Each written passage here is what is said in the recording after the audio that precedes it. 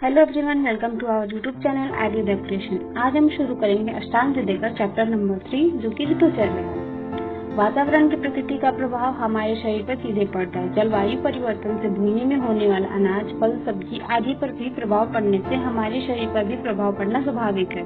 इसी को समझने के लिए व ऐसी स्थितियों में हमारी दिनचर्या आहार कैसी हो, इसका विस्तृत वर्णन आचार्य ने इस अध्याय में दिया है। षड ऋतु का वर्णन। एक वर्ष में 6 ऋतुएं मानी गई है। एक वर्ष अर्थात संवत्सर को बोलते हैं। एक वर्ष में 2 अयन होते हैं, उत्तरायण और दक्षिणायन।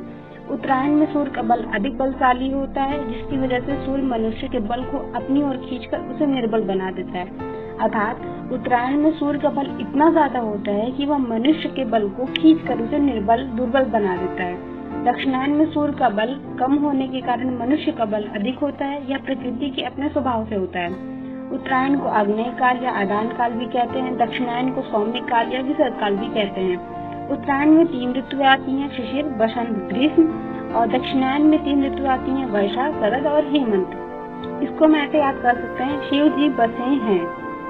शिव अर्थात शी से शिशिर, वा से वसंत, जी से ग्रीष्म, वसे से वा से वर्षा, सा से शरद, ऐसे हेमंत। शिव जी बसे हैं। अगला देखते हैं। उत्तरायण में सूर्य का बल अधिक बलशाली होता है, वायु रुक्ष होती है, मनुष्य का बल उत्तरोत्तर कम होता है। जबकि दक्षिणायन में सूर्य का बल कम होता है, वायु शीतल होती है, मनुष्य का बल उत्तरोत्तर अधिक होता है।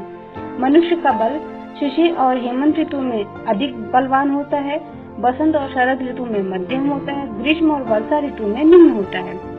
ऋतु अनुसार रसों की प्रधानता। शिशिर, बसंत, ग्रीष्म में शिशिर में तिक्त, बसंत में कषाय, ग्रीष्म में कटु रस।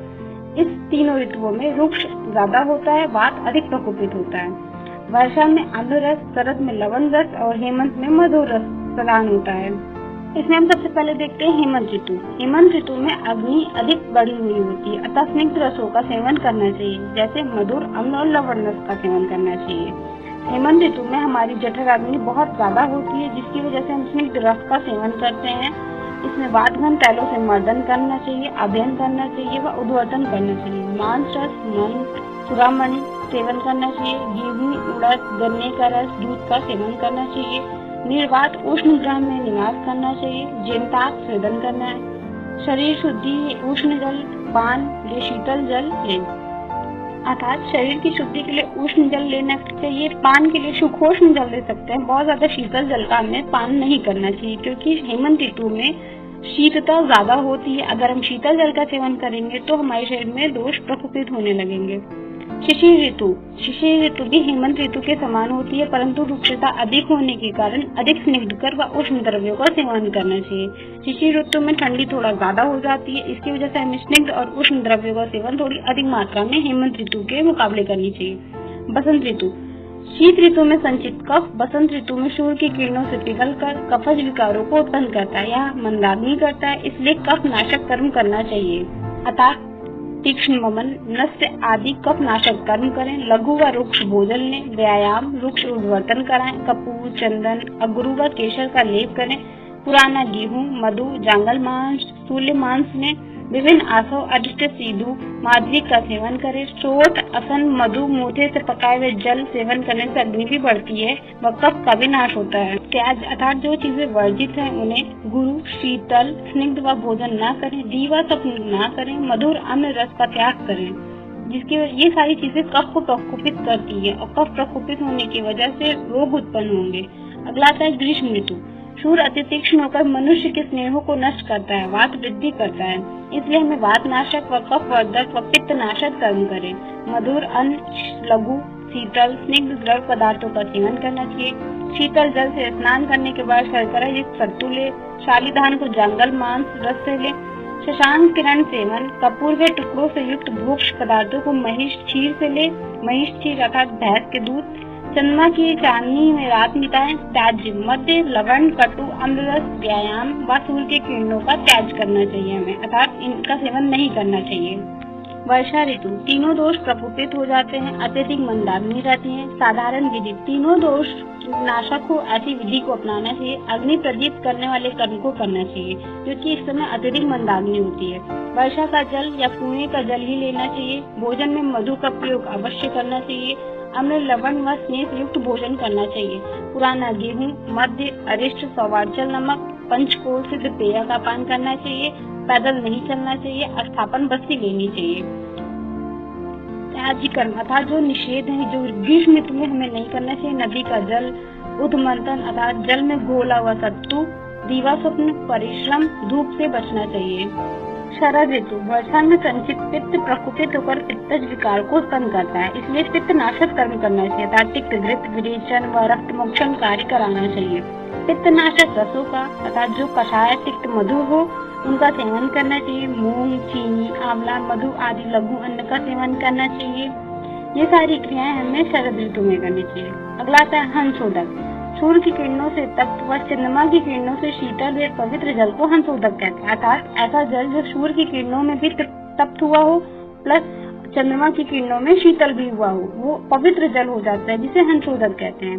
या न तो अधिक रुक्ष होता है, न अधिक स्निग्ध होता है, तीनों दोषों को जीतने वाला होता है। आचार्य ने इस जल को अगस्त तारे की उपस्थिति में ग्रहण करने के लिए अति फलदायक बताया है। रात्रि के प्रथम पहर की चांदनी को ग्रहण करें। इसमें त्याज बताया है। ओष, छार, पेट भर खाना, दही, तैल, वसा, धूप, तीक्ष्ण मद, दीवा स्वप्न, पूरब दिशा की वायु का त्याज करना चाहिए। ऋतु संधि एक ऋतु का अंतिम सप्ताह व आने वाली ऋतु का पहला सप्ताह, ये 14 दिन ऋतु संधि कहलाते हैं। इसमें जाने वाली ऋतु की चर्या को क्रमशः छोड़कर आने वाली ऋतु की चर्या को क्रमशः अपनानी चाहिए अर्थात जो ऋतु जा रही है, जो महीना या ऋतु सप्ताह जा रहा है, उसको हमें छोड़कर आने वाली ऋतु को हमें अपनाना चाहिए। उसके आहार जैसा सेवन करना चाहिए ताकि हमारे शरीर में दोषों का बैलेंस बना रहे, दोष प्रकोपित ना हो, अन्यथा विभिन्न रोगों की उत्पत्ति हो जाती है। ऋतुओं में दोषों का संचय, प्रकोप और समन। बात ऋतु में ग्रीष्म में संचय होता है, वर्षा में प्रकोप होता है और शरद में समन होता है। पित्त दोष का वर्षा में संचय होता है, शरद में प्रकोप होता है और समन हेमंत ऋतु में होता है। कफ का संचय शिशिर ऋतु में होता है, प्रकोप बसंत ऋतु में होता है और समन ग्रीष्म ऋतु में होता है। जिसको हम लोग बात को ऐसे याद कर सकते हैं ग्रीवश, पित्त को याद कर सकते हैं वशये, कफ को याद कर सकते हैं शिवग्री। इससे हमारा बनता है ग्रीवश, वशये और शिवग्री। इससे हम दोषों का संचय, प्रकोप, समन याद कर सकते हैं। अंत में आचार्य ने कहा है कि सभी ऋतुओं में सर्वरस सेवन करना चाहिए, परंतु प्रत्येक ऋतु में उस ऋतु के अपने अपने रस को अधिक मात्रा में सेवन करना चाहिए अर्थात हमें षड रस का सेवन करना चाहिए, परंतु जिस ऋतु में जिस रस का वर्णन किया गया है उन रस को अधिक मात्रा में हमें सेवन करना चाहिए। यहाँ पे आदान काल और विषल्प काल में डिफरेंशिएट किया गया है। आदान काल में सूर्य का बल उत्तरायण होता है और विसर्ग काल में दक्षिणायन होता है। आदान काल में वायु तीव्र रुक्ष होती है, विसर्ग काल में अरुक्ष होती है। आदान काल में स्नेह अंश शोषण व हास हो जाता है अर्थात स्नेह का जो अंश होता है उसका शोषण हो जाता है, जिसकी वजह से बल का हास होने लगता है। विसर्ग काल में वृद्धि होती है और पोषण होता है।